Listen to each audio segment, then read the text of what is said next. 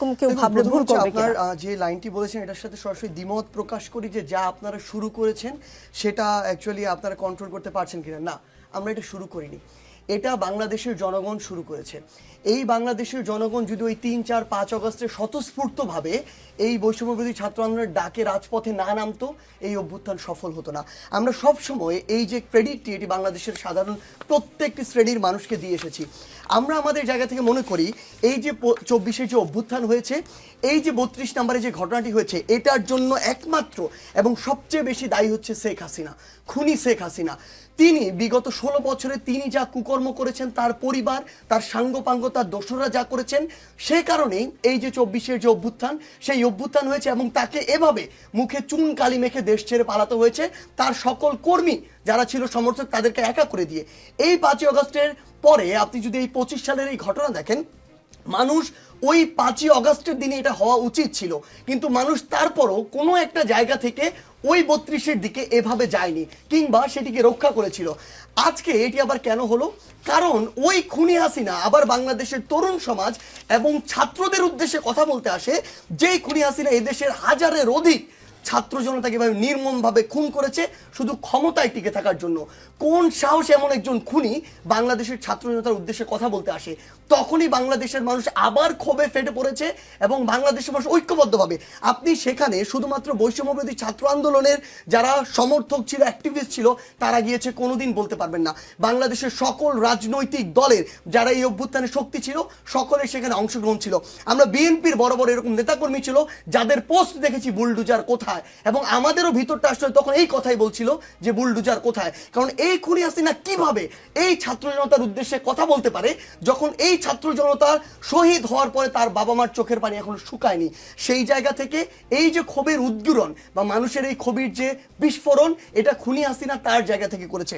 আমরা আমাদের জায়গা থেকে যে জিনিসটি মনে করি, দেখুন তিনি যে কোনো একটা নির্দিষ্ট অ্যাঙ্গেল থেকে বলতে পারেন কথাটি, কিন্তু আমরা আমাদের জায়গা থেকে মনে করি আমরা যদি এই জায়গাটাতে মানে এটা যদি তার ফাঁদে পা দেওয়া হতো, তাহলে তার পরের দিনই আমরা আমাদের জায়গা থেকে কখনোই এই পজিশনে আসতাম না। Let's reveal. দেখো না, মানে আমাদের জায়গাটা একদম স্পষ্ট। আমরা আমাদের জায়গায় বাংলাদেশের সকল বিভিন্ন মত, বিভিন্ন দল, বিভিন্ন ধর্ম, বিভিন্ন চিন্তাভাবনার মানুষের একটা সংমিশ্রণ রয়েছে। আমরা আমাদের জায়গা থেকে এই চিন্তাভাবনাগুলোকে শ্রদ্ধা করতে চাই।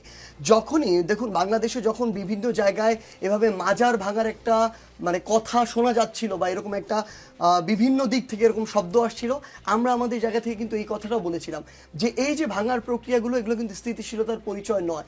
তা ওই জায়গার যে মানুষগুলো রয়েছে যেগুলো ওইমুখী, সেই মানুষগুলোকে আমরা আমাদের জায়গা থেকে সরাসরি ওই মানুষগুলোর বিপরীতে গিয়ে এভাবে দাঁড়িয়ে যেতে পারি না। আমাদের কোনো একজন মুসলিমের তার জায়গা থেকে মুসলিমের যে ইসলামিক মূল্যবোধ সেই জিনিসটি থাকতে পারে, আবার আরেকজনের অন্য একটি বিষয় থাকতে পারে। যদি এই বিষয়টি কোনো একটি বড় চেতনার সাথে সরাসরি সাংঘর্ষিক না হয়, তাহলে সেই বিষয়টির বিরুদ্ধে এভাবে আমরা আমাদের জায়গা থেকে দাঁড়িয়ে যেতে পারি না। কারণ আমরা স্পষ্ট একটা জিনিস মনে করি, ধর্মের সাথে রাষ্ট্রের একটা আলাদা পার্থক্য রয়েছে।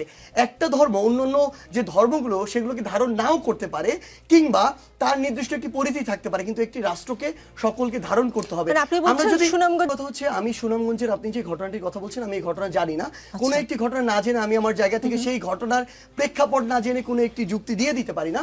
কিন্তু আমার জায়গা থেকে আমরা এই জিনিসটি মনে করি যে আমরা চাইলে কোনো একটি জিনিসকে সামনে দেখে মনে হলো এই জিনিসটা আমার চেতনার পরিপন্থী, আমি সেটিকে ভেঙে ফেলতে পারি না। আপনার যে কথাটি আমরা বলছিলাম যে দেখুন, যখন আমাদের জায়গা থেকে এই জিনিসটি মনে হয়েছে যে এরকম বিভিন্ন যে ভাঙচুর বা এগুলোকে সুযোগ নিয়ে আসলে আওয়ামী লীগ কিংবা তার দোসররা কোনো একটি সুযোগ নিতে পারে, আমাদের জায়গাটি ব্যাপারটা হচ্ছে যখন মানুষের বিরুদ্ধে যদি এই ভাঙাটিকে আপনি একটি উৎসব মনে করেন, ৫ই আগস্টে মানুষ ওটিকে উৎসব করে সেদিন নেমেছিল, ৩ই আগস্টে মানুষ এটিকে উৎসব মনে করে নেমেছিল। কিন্তু সবচেয়ে বড় যে কথাটি সেটি হচ্ছে এই উৎসব কারা তৈরি করছে?